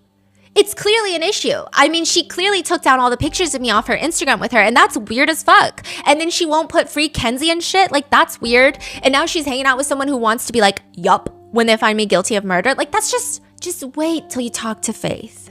And I will literally block Rosie's contact on here. I don't know why. I just get weird ass vibes from her. I know. And that's because she means a lot to you. What? She means a lot to you. No, that's not. Faith and Jada and Kendra mean a lot to me too, and I don't get those vibes from them. So that's not why. That's definitely not why. Mackenzie gets a little upset at her mom saying, but why didn't you tell me is the crazy thing? I don't like that. How would I know? Natalie tells her that she just needs to talk to Faith first before talking to Rosie and not spread unnecessary anxiety or whatever unless she's sure about it. But Mackenzie is still ranting about Sammy saying, so weird, imagine posting my face and shit just for clout and shit. Mackenzie's simplicity is enviable. Later in the call, Mackenzie brings it up again, asking, so what did Rosie say to you about this shit? Mackenzie, she loves you to death. And don't forget, she was, infamous. Where? That doesn't mean anything. She loves you. I think she feels like she's got weird vibes. I said that to her before. She was like, no, please tell her I love her so much, and like the summer is unbearable without her. I think about her every day. That's all she says every single time. Like, it's like. But that's all she says every single time. Like, that is so weird to me. I'm just weirded out. I just feel like, why did you delete everything off Instagram about me? Then ask her, Ken. Why are you hanging out with people that are weird as fuck? Ask her. Just be like, I heard you were hanging out with people that are glad I'm in here. Is that true? I don't even want to call her, though, and waste my time. I don't even want to call her, though, and waste my time with her. Like, don't accuse. I'm accusing the fuck out of her. I don't give a fuck. Like, I'm already told, like, my people wouldn't lie. That's not true, though. Talk to Faith first, what the conversation was, and then ask her. I'm just weirded out by her, like. I don't know, I'm just weirded out by her. But nobody likes being accused of things they didn't do, right? If you can't post my face and be like, free her, if you can't post and be like, free Kenzie, she's fucking innocent, like, this is crazy shit. Like, what the fuck? That's weird. She was there. She did all that. She did not post free me. And if my friend was in fucking jail, I'd post them every fucking day being like, free them. Okay, but she did post on your birthday, remember? I didn't see anybody else do that except for Rosie and Nina. Like, so just pause and ask her, are you hanging out with Sammy? I heard she's glad I'm in here. Are you still hanging out with her? Don't accuse, ask. And she posted on your birthday. There's just weird shit going on. I don't know. Just keep being strong, keep the faith, and you have to trust in your friends, okay? There's just weird shit going on. I don't know.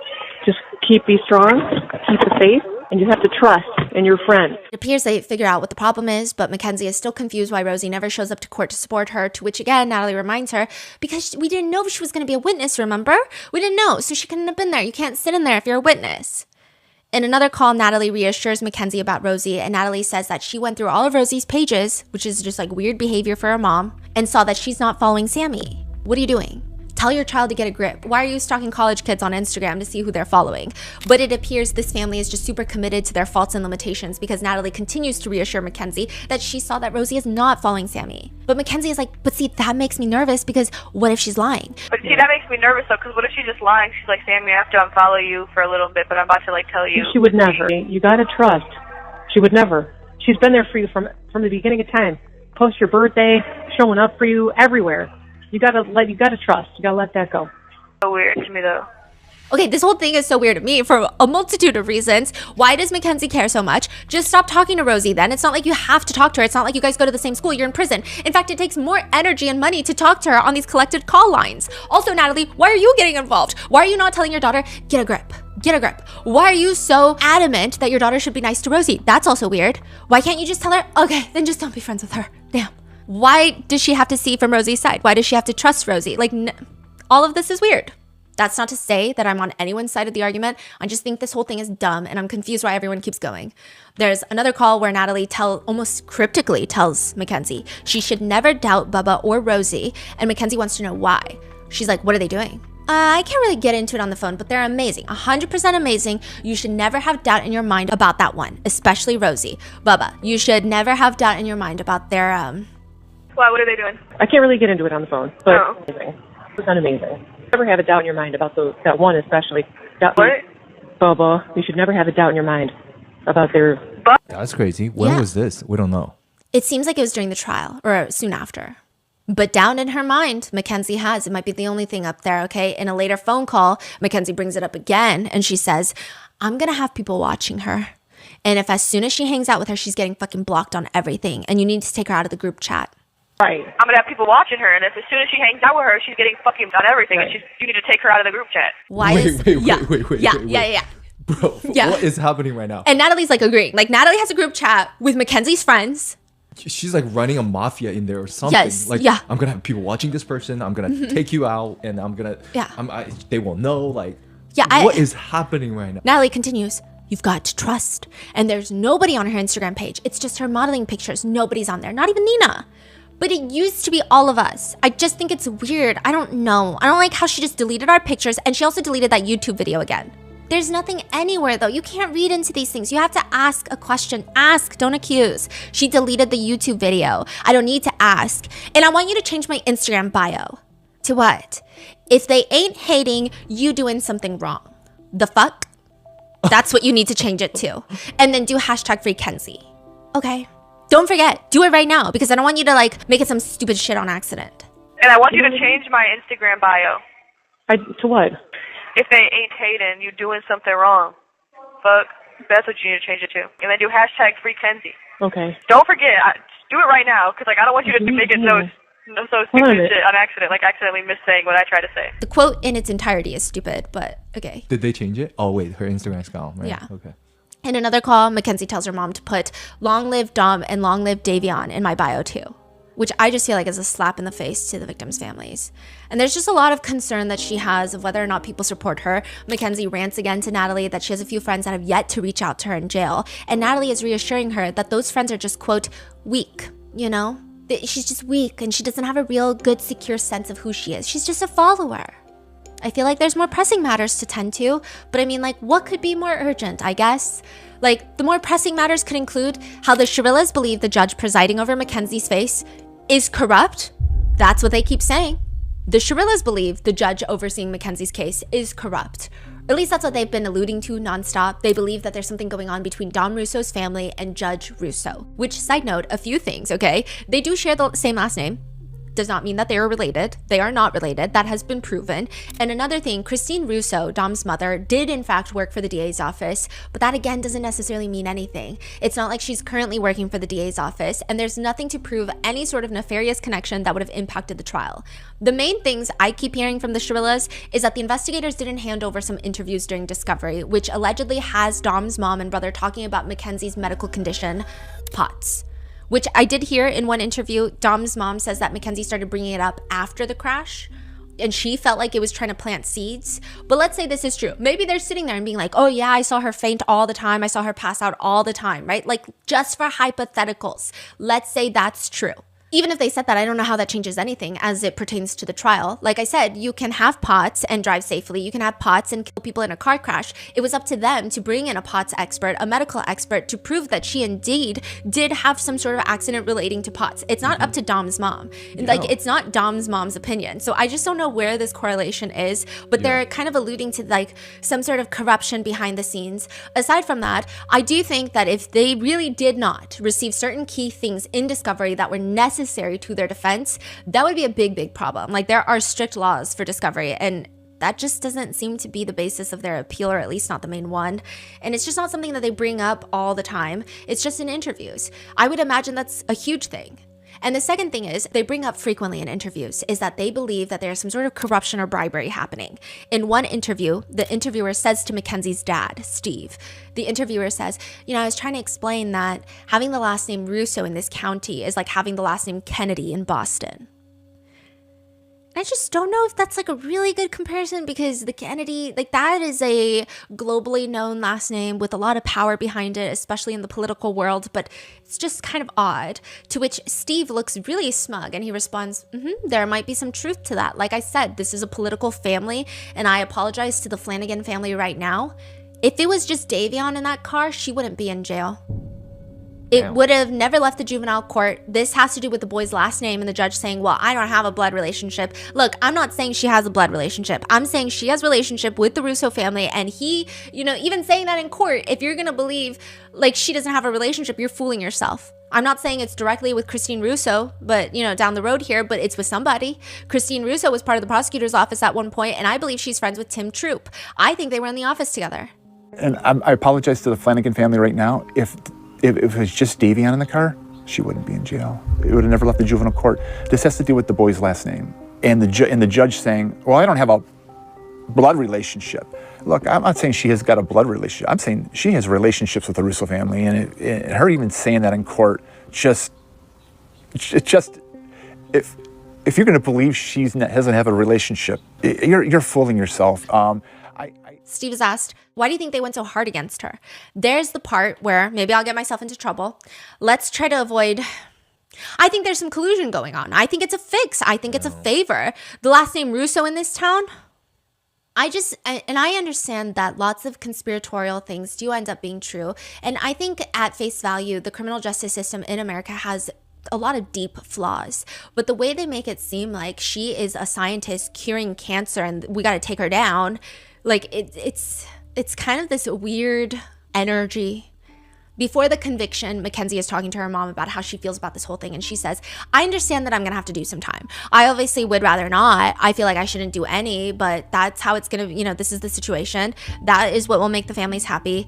But murder? That's just horrible. Natalie agrees. Nope. So we're just going to go fight, a guns a-blazing. Mackenzie tells her, I'm so for real. Contact who I told you to contact, like that famous person. Like, I obviously would rather not. I feel like I shouldn't do any, but that's how this has to be in the situation, as will make the families happy.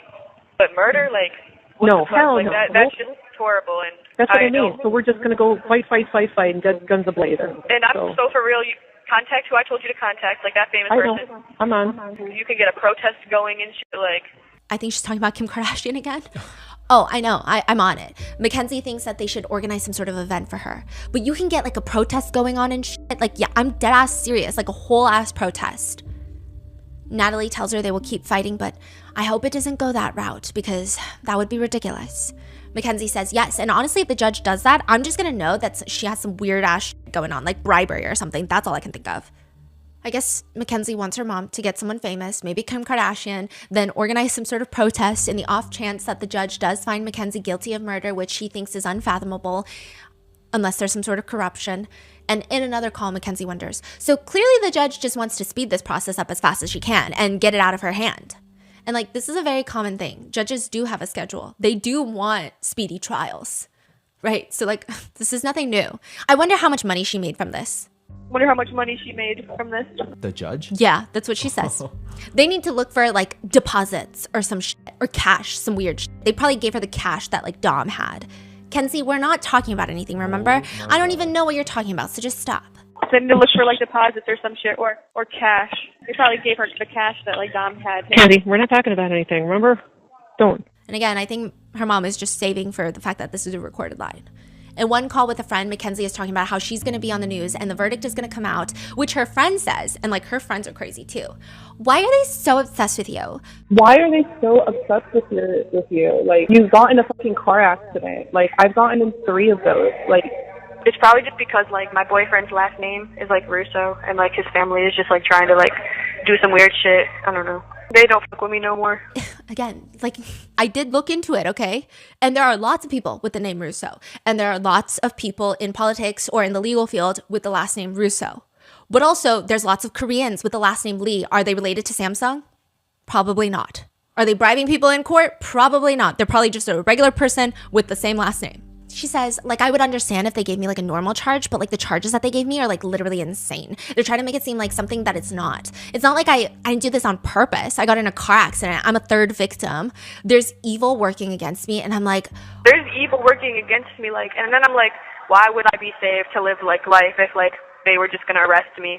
And like, I don't understand. They brought me back to life just to put me in jail. Like, that just doesn't make any sense to me. Like, so then I try to think like, damn, maybe there's something like good for me that's planned. So then like I try to think that like, damn, maybe there's like something good for me planned. Maybe like this is all a part of my story, and then I'm gonna write my book when I get out of here and shit. There's another phone call where during the trial, like I said, they were not very excited about media coverage as they are with the Kim Kardashian phone call. And Mackenzie is just ranting about like, why are people talking about me? And Natalie says, who knows? I mean, is the world that bored? Mackenzie says, yeah, but why is it making like what's so like I don't even know. Who knows? That's what I mean. I mean, is the world that bored? There's nothing like important going on, like hunger or something like that. I know, exactly. Which is also interesting. The whole, is the world really that bored is an interesting take because it feels like it's coming from the perspective of why is the world so focused on Mackenzie when that's not the case. The world is focused on Dom and Davion being killed, and it just happens to include Mackenzie purely because she's the one convicted, or at least on trial at this point, of killing them. It feels oddly self-centered. Natalie reassures her, but there's a lot of people that are like talking and they have your back in all the comment threads too, so like that's kind of nice. Another phone call between Mackenzie and Natalie. This is like soon after the verdict is announced. The judge finds Mackenzie guilty, and Mackenzie says, I'm literally in shock. That was the last thing I expected to happen. This is probably the most emotional phone call, and she sounds like very distraught. This is just crazy. I don't understand how they could just be like, yeah, she wanted that to happen. No, like they're all zooming in on my face and shit, and then they're getting to like handcuffing me and shit. Mackenzie asks her mom, why would they keep me alive if they want me to be in jail? Yeah, this is just like, I don't even, like, I'm like literally in shock. Like, that was like just the last thing I expected to happen. Same with me, baby. I'm flabbergasted, in total shock. That was just like crazy. Like, and it's like I don't understand how they could just be like, yeah, she wanted that to happen. Like, no, oh no, my god, no, like, no. They're all like zooming in on my face and then like they get to like handcuffing me and shit, like. Exactly. Don't. I know. So embarrassing. Like, I just feel excited. I'm so sorry. Kenzie, this is gonna make me cry, but you're alive, okay? You're alive. Why would they do that? Why would they keep me alive if they want me to be in jail? Because we don't know what your story is. Your story isn't done yet. It's just beginning. Who knows what the future holds for you? Who knows what the reason is? But there's a reason, okay? We just got to get through this journey. Keep praying, baby. And just know that everything happens for a reason. And who knows? This may have saved you from something. I don't know. But that was craziness. And we've already begun fighting. Interestingly enough, in one phone call, Steve jumps in and and it seems like Steve is out of these phone calls because he literally cannot hold his tongue. Which is evident through his interviews, right? But he does jump in one and he says, I'm angry for you, baby. I'm just letting you know I'm angry. Every waking second that I'm thinking is about you. That is all I'm thinking about. Every waking second that I'm thinking is about you. That's all I'm thinking about. I just want to let you know I love you so much, and I cannot believe you are being put through this. So this is, I hope karma comes back and bites everybody that's against you in the ass so hard that they all disappear. If I had a magic wand, I wouldn't go back and help Davian first. I'd make everybody else disappear. I'd click my fingers and everybody would disappear. That's how angry I am. They screwed you so bad. Okay, I gotta go. Bye. I love you. I'm on your side, 100%. And I know you did this on purpose. So I don't know if he's saying like he would help Davion first or if he would make everyone disappear. What does that mean? He says, I click my fingers and everybody would disappear. That's what I would do. That's how angry I am. They screwed you so bad. Wait. He said he want to go back in time If you had a magic Save wand, and Davion he says, first? I wouldn't go back and help Davion first. I wouldn't go back Yeah, and help Davion that's what he first? says. But he's also like very like doesn't make any sense. I will make everyone disappear. Yeah, so I because, think like he's like I hate everybody. Yeah, I think maybe in the past he might have. This is just me taking from this statement and trying to see what that means. Maybe he's said in the past, like, I would go back and I would first help Davion. But they're very upset about Davion's family's victim statements. So maybe he's saying, oh, after this, like, now I'm so mad. I wouldn't go back Yeah. and save him. I would just make everybody disappear. It's interesting, but Mackenzie reiterates in a phone call with her mom. No, it's not. But like this time, it's like they're saying I did it on purpose. So she's like upset that all the news is saying that she did it on purpose. Now this time it's saying that, like, making the whole world know that they just think I did it on purpose. Well, I'm found guilty of doing it on purpose when I fucking didn't do it on purpose. I know. I know. I didn't even do it on accident. It wasn't even anything. It was like I don't even fucking know what happened. I know. What does that mean? If you didn't do it on purpose, it would have had to have been an accident. Like, I'm confused. What do you mean you did nothing? Like, how does that even make sense? You're the one driving. Even if you suffered from a medical emergency, it would still be an accident. It just feels like a lack of self-reflection. Mackenzie encourages her mom to make some sort of Free Mackenzie Facebook page, which Rosie told us that the Shrillas are not running, but there are extensive phone calls where Mackenzie keeps encouraging her mom to make a Facebook page about it. You should really make a Facebook page where it's like talking about how this is all wrong. Natalie informs her, Kenzie, stop talking on the phone right now about these things. You can't talk on the phone. We have to talk in person. You should really make a Facebook page where it's like talking about how, like, this is just wrong and, like, Kenzie, stop talking on the phone right now about things. You can't talk on the phone.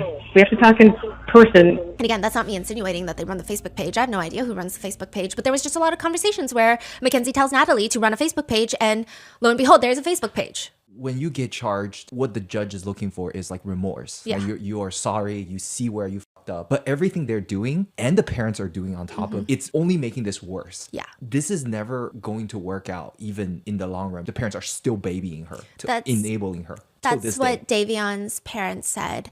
They say that if she even gets out in 15, however many years, right? Yeah. If her parents keep doing this, like, nothing will change. Yeah. And they're doing it. It'll get worse and worse. Natalie rants. Well, I can't talk about anything on this stupid fucking phone call. yes, So- because bald head bitches listening. Hey, what's up? Davion first joined the Flanagans when he was 8.5 years old. So Davion and his sisters were actually adopted by the Flanagan family. And the biggest thing that they remember is that he was just obsessed with football ever since he was a kid. Like, he never had the opportunity to be involved in organized sports, which, of course, Davion's mom, Mrs. Flanagan, is like, football? Like, out of all the sports, why football, right? She's worried about him, but she also just, like, wants him to experience what he wants to do. And Davion's dad says Davion saw a lot in those 8.5 years before he came to us. I believe he was, in fact, like 2 years of it was in county care, which is really rough. He says he was exposed to a lot of things that no one should be exposed to at all, let alone a child. They say that, you know, he was even the team barber for the football coach and the football team. So he had his own equipment and he would always have them over, much to their detriment, they say, because there's hair all over the place all the time. And they think that senior year was really hard for Davion because he tore his ACL. It was like third game of his senior season. He wanted to go to football, like scholarship for football for college. And he loses the thing that he was so passionate about. And I think there was a lot of discourse that I saw online that, especially with when your childhood, the first initial years of childhood are extremely rough psychologically, a lot of people encourage putting those children into sports. Like, I know in Korea, like, martial arts is like a big thing as well, because it helps to, like, there's just a lot of research of how it helps the development, especially when, you know, he has seen a lot that he shouldn't have to have seen as a kid. And I think losing that was huge for him. Davion's dad says, I think if we're completely being honest, it was probably the start of his downward spiral. Downward spiral being, I think that he just had a very normal teenager rebellious streak. And Davion's parents say that they didn't like him smoking weed. They thought weed was a gateway drug, but they can also see how he did get into weed because he had so much anxiety and it would just help with his anxiety, and it finally felt like it was calming down a lot of the feelings that he might have had. And, you know, he's been through so much more hardship than so many people his age, and he's going through this normal, very rebellious teenage phase. Of course, there's going to be arguments and disagreements with his parents, but it seemed like, by all accounts, what everybody has been saying, and not just the family, but friends of Davion, that if anyone was going to get through it, it was going to be Davion and the Flanagans. But Mackenzie took him, just took him away from them. Davion's parents say Davion was always the one checking in on his sisters, so him and his 2 sisters were adopted. And Divine Flanagan has been really vocal, and she's done a lot of insightful interviews where she talks about the process that she had to go through with grief and mourning, and probably is definitely still going through. But she says, there was a DM that she received from Mackenzie, and this is like August 5th of 2022. This is like a few days after the crash. Mackenzie writes, this is after killing Davion, her brother. Hey, you don't need to answer me. I wouldn't expect you to. I just want to say I'm sorry for everything. I love you and Davion. He was like a brother to me. I hope you're all getting as positive, calm energy because your family deserves it, and I'm praying for you guys. What is that message after killing someone's brother? Davion's mom tells the judge, I want to share a small part of what we lost July 31st, 2022. My son Davion is and always will be so much more than cargo. He was precious. He was an amazing soul with a heart of gold. He gave to the world what he wanted most in his life, which was love. The kind of love that would rescue a friend in the middle of the night, no questions asked. The kind that would protect others and honor them. He made friends easily with his infectious smile. He was gifted an athlete. My son did not have a clique of friends, but instead he was a friend of all. Davion made sure that everyone that crossed his path knew that he truly saw them, that he valued them, and that they were worth his time. And typically, this sounds like something that a lot of mothers would say about their children, but after going through this massive FOIA request on this file, things are not edited to look beneficial to anyone, even the victims. This really is like a spot-on description of Davion. He had friends everywhere, and all of them are coming to the police trying to ask how can we help? Here's what we found, we're investigating. People are going out of their way to express how much of an impact that he had on them. And I don't think they were doing that intentionally. I think it was just they couldn't help it because they're going through that grief. Davion's mom continues, Davion was adopted with his sisters from foster care. They're biological siblings. We were honored to be chosen to, or to have, been chosen to be their parents. They're forever family, and I'm devastated by the loss of Davion. The world lost a truly special man.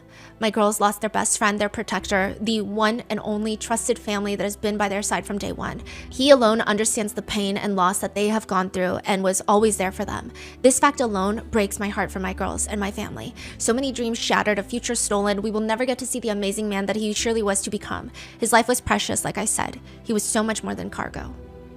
Davion's parents are very religious, and I do think that there was a part included where Davion's mom is talking about religion and how Mackenzie should repent. Davion's sister, Divine, tells the judge in part, I don't want this pain for anyone else. I don't want people to have to go through this. As an 18-year-old, I hate the fact that he was gone because someone decided to take his life. Now that Davion is gone, I feel stuck. I feel as if I can't move forward. I feel lost. He was the only one who picked me up when I fell. He was my best friend and the only person that stayed with me since I was born. This is a recorded phone call of Mackenzie and Natalie talking about Davion's family's impact statements. Mackenzie says on the recorded jail line, and when Davion's mom said, I hope Kenzie can repent and weird ass shit, that was weird as fuck. Natalie says, I do feel bad for Divine, obviously. I do too. That's what Mackenzie says. And when Davion's mom said, I hope Kenzie can repent and weird ass shit, that was weird as fuck. I was like, what are you? I do feel bad for Divine, obviously, 100%. I do too. Totally. So in Divine's impact statement, she's talking about how it feels like Mackenzie has no remorse. It feels like she doesn't care. And even before the jail calls, it's she went out for Halloween. She went out to the Kid Cudi concert. It's very clear. She just does whatever she wants. But they start talking about Divine and what she said. And Mackenzie says, Divine said something along the lines of Mackenzie always has the easy way out. Mackenzie says, you don't even know me. So what the fuck do you mean easy way out? That's what I'm saying. You don't even know me. So what the fuck do you mean the easy way out? Because I never even hung out with you ever. What the fuck is the easy way out? I don't even understand what that I means. love how everybody knows exactly what went on in this house at all times of the day. Our house? Yeah, because, you were never disciplined. There was never consequences. There was no anything. You always had the what are easy they way saying? out. Just people like that. Just internet trolls. They don't even know us. Natalie rants about the internet trolls, saying, quote, the internet trolls are evil and vile, and anyone saying anything positive is going to be attacked. There's no sense in doing that. They're evil, disgusting people. In a separate call, Natalie says, I wish I could talk to you in private. There's some shit being posted online. Your mind will be blown. There's sheep who believe everything that they read. There's sheep who believe with everything that they read or hear and read on social media. And then there's smart people who know better. That's why I hate the internet. I hate social media. Ignorant people. Natalie reassures Mackenzie, people that know you know that this is bullshit. People that don't know you are ignorant and they're talking out of their ass. Christine Russo gives her impact statement to the judge, and she says, no one wanted this to be a murder. No one wanted to punish Mackenzie Shirilla for this accident, but this was not a car accident. The evidence and signs prove that Mackenzie Shirilla murdered my son, Dominic, as well as Davion. We all know what happened in that car that day. What we don't know is why. I wish I could change this every day. I lost 3 children in that crash. Not a minute goes by each day that I don't think about my son as well as Davion. My heart is forever broken. The cries heard from the Sharilla family and friends after the verdict are nothing more than a lack of remorse. Mackenzie Sharilla had a choice. Dom and Davion did not. Mackenzie is in the back of the courtroom and she's shaking her head while crying. We're all left here to mourn. Mackenzie is going to prison because you did this. Be thankful that you're still alive and have a future, whatever that may be. Dom and Davion were robbed of their futures, their hopes, and their dreams. Mackenzie showed no mercy on Dom, nor did she on Davion. Only God at this time can have mercy on her soul. Angelo, Dom's brother, tells the judge that Mackenzie is the most selfish person he knows, ironically dating Dom, his brother, who is the most selfless person he knows. Mackenzie Sharilla murdered Dom and Davion in cold blood and had already moved on. Kenzie killed Dom over the thought of losing him, and she made Davion collateral damage. She was driving, going to concerts, dressing up for Halloween, no thoughts of the feelings and lives that she had destroyed. Mackenzie rants in a jail call. I understand Davion's mom. Like, I know how they think because they don't know me. But it's like what Mrs. Russo and Angelo said, that was just crazy. Oh my gosh, Kenzie, look, don't you think on it 1 second. I just don't know why, like, it's just like, it wasn't even, like, I understand, like, Davion's mom, like, kind of how they think, because they don't know me. But it's like what Miss Russo and Angelo said, that was just, like, crazy. Oh my gosh, Kenzie, look, don't you think on it 1 second. Oh my god, I hate her mom. Yeah, Mackenzie points out the real things that are of importance now. I'm worried about my stuff, because that's how they feel about me. They definitely fucked up my stuff. Because remember, she has stuff in Dom's house? Why is Angelo such a fucking liar? What the fuck? Kenzie, they're just evil people, baby. I'm sorry. Don't think on it. Do not think on it anymore. Stop. I need you to stop, okay? Move forward. You hear, Mama? 1 second. And we didn't bring up my stuff at that Dom's house. I need to get my stuff. I'm worried about my stuff because that's how they feel about me. They definitely fucked up my stuff. Like, why is Angelo such a fucking liar? Like, what the fuck? Like, Kenzie, they're just evil people, baby. I'm sorry. Don't think on it. Do not think on it anymore. Stop. I need you to stop. Okay? Move forward. You hear, Mama? In another phone call, Kenzie keeps asking her parents, you need to get my stuff from Dom's house before they burn it or some shit. What are you going to do with this stuff? You're in prison. In another call, Natalie feels like someone is finally on her side about something, and she says, oh, speaking of that, somebody was online saying how, there was no parental supervision with you and stuff. This was a party house, and I just let people have all kinds of parties here and everything. And finally, the neighbor across the street, she was like, you guys don't know what you're talking about. They're a wonderful family. They're very nice, and I live across the street. There were never parties over there. I don't know what you guys are talking about. Don't believe everything you hear. Yeah, well, all those people are just talking out of their ass. But are they? Natalie Sharilla also pleads with the judge in court before sentencing. And she's like wearing a tank top. It's the craziest thing. Like everyone, like people that are kids. I mean, Divine, I don't know if she was 18 no, I think she was younger than 18 at the time. Everyone showed up to court with, like, the decorum is there. Mm-hmm. Natalie's wearing a tank top. I understand clothing can get expensive, but if you're ever going to borrow a blazer, go buy a blazer and then return it, like today is the day. Yeah, this is your daughter's. Yeah, life. Yeah. She says, my name is Natalie Sharilla. I just want to say, am I allowed to address them at all? And she kind of turns to Dom and Davion's families. I guess the judge gives her the okay. I just want to say to the families that I'm broken, sad, and lost, and my heart hurts for everyone, okay? She says, okay? I just want to say to the families that I'm broken, sad, and lost, and my heart hurts for everyone, okay? Davion was her new friend, and Dom was the love of her life, and he was part of our family, okay? I'm just so sorry that this happened. We're heartbroken, okay? So it's almost like she's like, okay, check, said sorry to them, okay, did you hear me, okay, and then, Your Honor, this was a terrible, tragic nightmare accident to have happened that she has no memory of, and she will never emotionally or physically recover from it. She almost died too, and we're asking that you please not run the sentences consecutive. So that was a huge thing. If it's 15 years consecutive, she would need 30 years before the option of parole. I believe she needed to have parole as an option because she was 17, even though she's tried as an adult. And she does like the prayer hands. She's like, this is why we ask, do not run the sentences consecutive. She stopped saying okay after addressing the families? Yeah. Dom was family and we all loved each other. That morning of the accident, she called. So now she's like using this time to clarify shit. Remember how Dom's mom was like, when I called, she was so upset about Facebook. Do you remember? Yeah. She called. I got a call that there was a car accident. So I went to the hospital and I didn't even know who was in the car. The names had not been confirmed yet. And I was like, I'm going to cry because I missed him so much. We loved him so much. So I called Dom over and over again, praying that he was going to answer the phone, and he didn't answer the phone. So then I tried to call his mom and she didn't answer the phone either, and still didn't know who was in the car. I didn't know if she was alive. I didn't know what was happening. So then when we were in the waiting room, and then his mom ended up, she did call me. So I answered the phone and I was like, oh my God, I don't even know who was in the car. Like, what's happening? Was that Dom? And she said, what do you mean? My son is dead. And I was like, I'm so sorry. And then she said something like, and now I have to wait until your kid's out of the hospital. And then I didn't hear the rest. I guess this is her trying to share her side of the story, but like such a weird, odd way to spend time talking to the judge.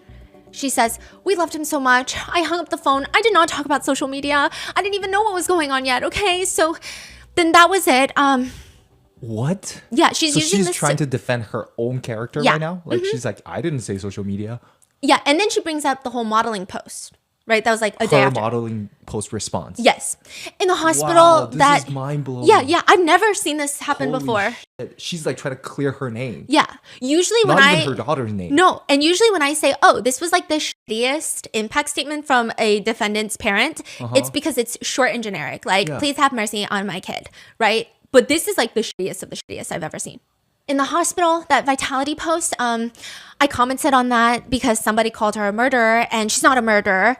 She just got convicted of murder, right? So what? She didn't even have her phone at that point because the police still had it, okay? I jumped on and I was like, she's not a murderer. She's more sad than her, than most of the people commenting. She's been trying to get in touch with you. I mean, at that point, it was just an accident. So I commented on her behalf, not because of the modeling opportunity. Who cares about that? I don't want them to refer to her as a murderer, okay? I don't even know that comment got on the phone, because the police still had her device and she could not access her phone or social media. That's why I did it. I had called them asking if they could shut down social media because people were calling her a murderer and making death threats and organizing groups to take her out when she got out of the hospital and stuff. Yeah, Natalie, they'll just shut down social media to take care of your daughter. I'm sure Google, Meta, and Oracle would absolutely lose it all for your daughter. What better cause would there ever be? Natalie Shirilla does not know how to read the room. Mackenzie is like crying. She's so emotional during this. She's like, yes. I don't know if she feels vindicated, okay, but there's two officers in frame and they also both look just like confused. This is during like the live stream of the verdict and the sentencing. They're looking like they're a mixture of bored and fucking confused and like, what the fuck is this lady yapping about? They're just like, what? Natalie Shirilla continues. I didn't even want her phone. I don't care about her phone. I don't care about social media. I just wanted them to stop calling her a murderer. I just wanted them to stop calling her a murderer so that when she did come to, and she did come out of surgery, multiple surgeries, that she wouldn't see all these people calling her a murderer because she would never, ever, ever murder the love of her life, okay? Halloween, for 3 months after the accident, she would only wear his clothes. She would only eat the snacks he ate. She would only listen to the music he wrote, okay? Okay, she was laying in bed for 3 months crying. There was a shrine of him next to her with photos and things that he liked and this flower that lights up that he got her because, he wanted it to be fresh and alive forever. It's like a little beautiful flower. Okay, she's got this shrine of him next to her, so she was crying for 3 months. So her friends asked her if she wanted to go out to trick-or-treating or some Halloween, and it was at OU, Ohio University, and she didn't even want to go. She said, I don't know, should I go? She couldn't even walk yet, barely. So I told her, I said, baby, please go, it's Halloween. You've been laying for 3 months crying, only listening to his music. Please go have a moment of fun. So we told her to go.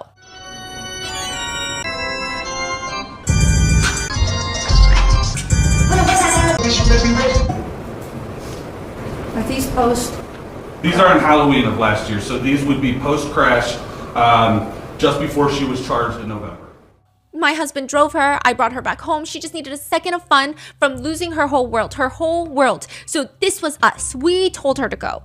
And that concert she went to with Dom's cousin, the Kid Cudi concert. Abby, they picked her up. They brought her there. That was Mackenzie and Dom and Abby all decided to go to this concert together.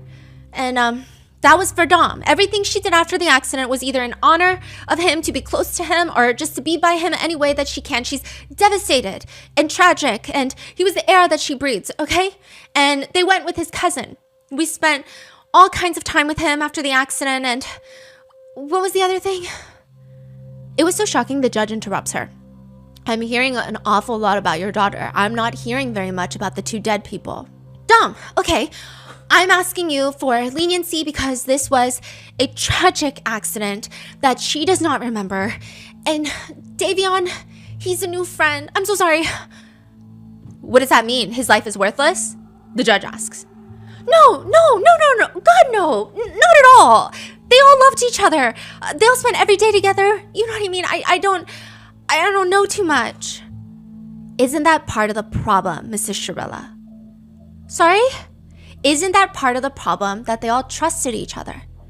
It's not a problem at all. It's wonderful. How they all ended up in the car together until 2 of them ended up dead.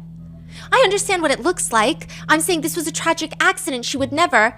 We're gonna have to disagree on that. I understand. But anyway, that's it. I just wanted to address those. We told her to go to those things, and then she did go with Dom's family. So look on that with different eyes if you can, please. If you would have a moment. All you need is 5 minutes of conversation to have with her to learn who she is. Just, you would just need 5 minutes. Yeah. She's not capable of, doing, and you would see for yourself. Thank you. That's all. I'm so sorry, guys. Thank you. I'm hearing an awful lot about your daughter. I'm not hearing very much about the 2 dead people. Dominic, okay, I'm asking you for leniency because this was a tragic accident that she does not remember. And Davion, he's a new friend. And I'm so sorry. Does that mean his life is worthless? No. All you would need is 5 minutes of a conversation to have with her to learn who she is. I'm so sorry, guys. I'm sorry. The fact that she didn't even care to prepare anything more in depth about Dom and Davion. Later, Mackenzie asks her mom in a recorded jail line, "Why was the judge being so mean to you?" "I don't know. I don't care." I was about to be like, just stop talking to her because she clearly doesn't care. And why was the judge being so mean to you? I was about to just be like, just stop talking to her because she clearly doesn't care. She's like, why are you talking about her so much and not the victim? All the while, Natalie is trying to motivate Mackenzie. You are here for a reason. You impact lives no matter where you go in such a positive way. This is just another chapter. So Mackenzie shares her statement during sentencing. To the families of Dom and Davion, I'm so deeply sorry.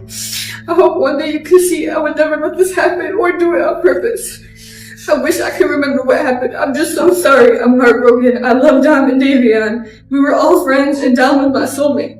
I wish I could take all your pain away, and I'm so sorry.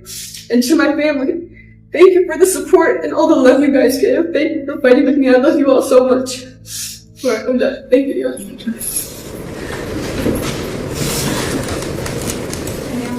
I mean, she was emotional during it, but I think a lot of the emotion was just for herself because it's sentencing.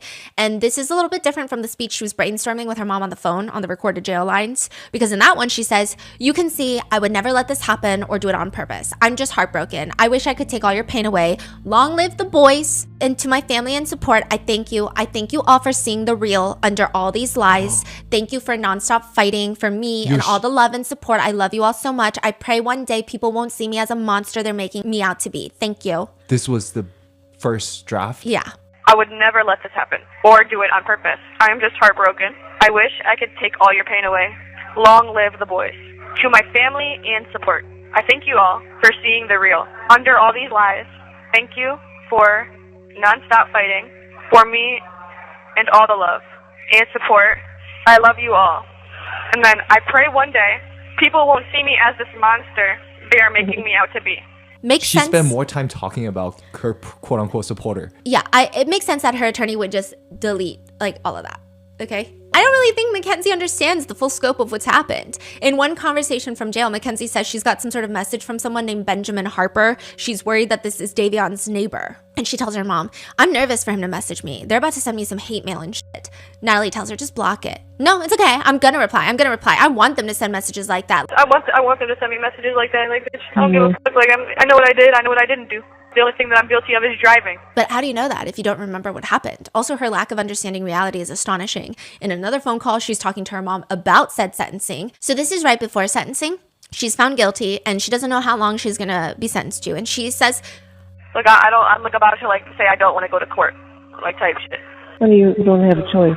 Like, what's the point of even having a court date? Like, I understand. They already fucking is they're just fucking me over. Like, what's the point of even going? Like, there's no point of even having court anymore. Just fucking give me a time and just Right. Tell me so we can appeal this shit.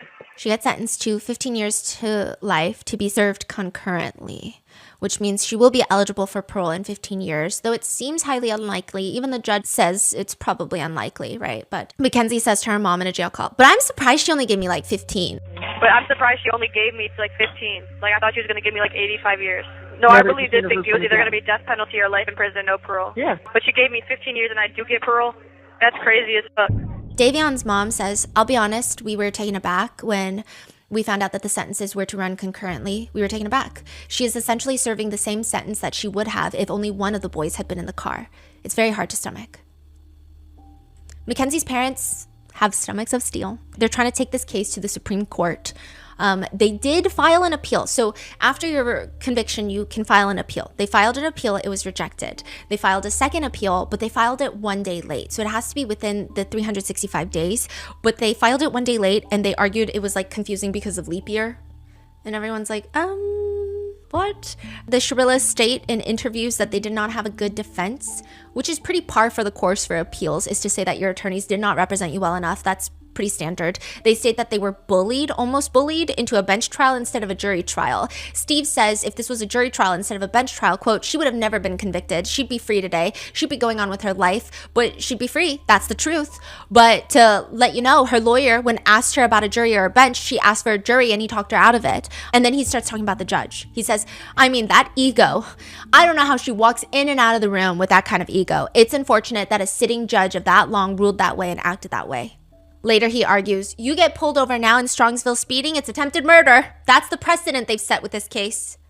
I'm just so shocked that they still have supporters. Yeah. I think the support comes from, I do think maybe the defense did do a good job and they didn't bring in a medical expert and they didn't rule out these world of possibilities. You know, and I think when it's not ruled out, and I think because people come in with probably the same feeling I have, which is our criminal justice system is not the best.